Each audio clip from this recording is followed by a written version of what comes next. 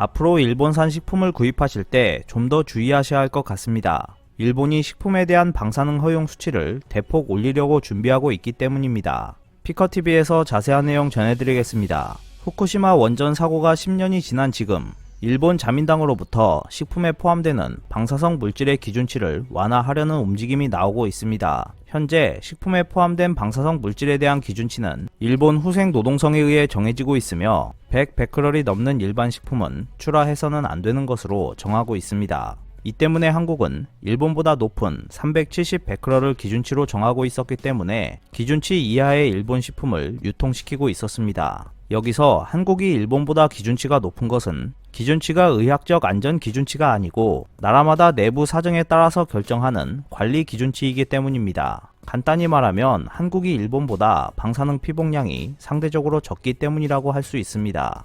하지만 자민당과 일본 정부는 자국민에게 허용할 수 있는 이 기준치를 10배나 되는 1000베크럴까지 완화하기 위한 검토를 시작했습니다. 후쿠시마 원전 사고 후 설정된 식품 중 방사성 세슘 기준치를 둘러싸고 식품과 토양의 측정 활동을 하고 있는 시민단체는 온라인 서명 사이트인 체인지에 식품에 포함된 방사성 물질의 농도 기준을 완화하지 않도록 일본 정부에 요구하는 서명 활동을 진행하고 있습니다. 시민단체는 우리는 100베크럴을 허용하는 것이 아니라 낮은 편이 좋다고 생각하지만 일본 정부가 1000베크럴로 기준치를 올려놓으려고 할 경우 적어도 100베크럴을 사수하겠다고 호소했습니다. 일본 정부는 방사선량이 높은 식품을 판매할 수 있도록 하는 것이 후쿠시마의 부흥으로 이어진다는 논리를 펼치고 있으며 지난 3월 9일에는 귀환이 곤란한 지역의 피난 지시 해제를 위해 후쿠시마 부흥 재생 기본방침 개정안을 가기 결정했습니다. 후쿠시마 원전 사고 이후 10년이 지나 많은 식품에서 세슘 오염도가 감소하고 있긴 하지만 산나물이나 버섯, 멧돼지나 사슴 등에서는 지금까지도 높은 수치가 측정되고 있습니다. 이것들은 사고 이후 방사능의 영향을 제대로 받고 있습니다. 세슘은 우라늄의 핵 분열 과정에서 얻어지는 방사성 물질로 정상 세포가 세슘에 노출되면 암이 발현할 수 있는 것으로 알려져 있습니다.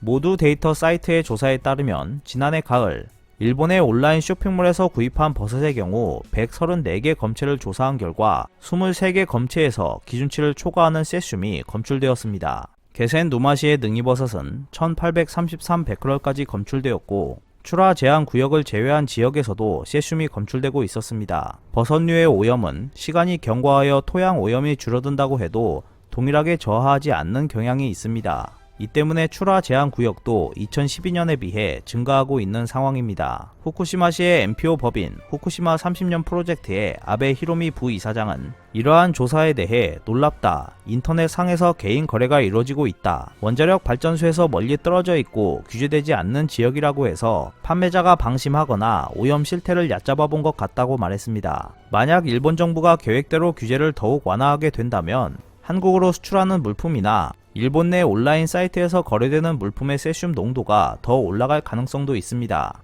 지난 3월 17일 한국의 환경운동연합과 시민방사능감시센터는 기자회견을 열고 일본 후생노동성이 지난해 13만 9천여 건의 농축수산물을 대상으로 진행한 세슘 검사 결과를 공개했습니다. 보고서에 따르면 지난해 1월에서 12월에 이루어진 일본 정부의 조사에서 수산물의 8.9%, 농산물의 16.7%, 야생육의 41.4%, 가공식품의 5.1%에서 세슘 검출 빈도가 높았습니다.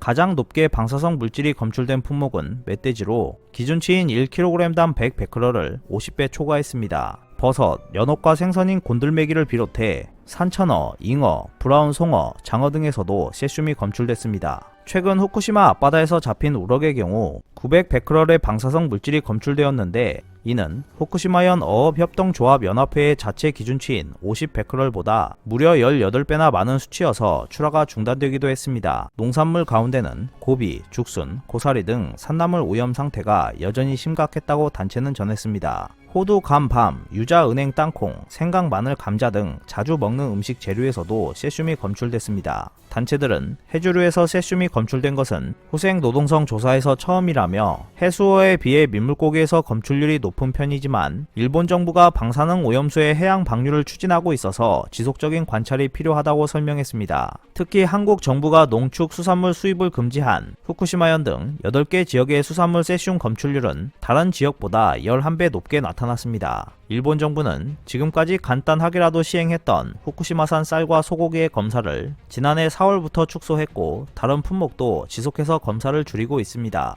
더군다나 일본 정부는 후쿠시마 원전 사고로 인한 식품의 방사능 오염을 인정하지 않고 모든 것을 풍문 피해로 매도하면서 안전하다는 주장을 하고 있습니다. 방사능 오염과 안전을 망각한 일본이 이를 개선할 의지를 전혀 보이지 않고 있기 때문에 우리 스스로가 일본산 음식에 대해 각별한 주의를 기울여야 할 것으로 보입니다. 오늘 준비한 소식은 여기까지입니다. 끝까지 시청해주셔서 감사합니다. 여러분의 좋아요와 구독은 영상 제작에 큰 힘이 됩니다. 앞으로도 피커TV에 많은 관심 부탁드리겠습니다.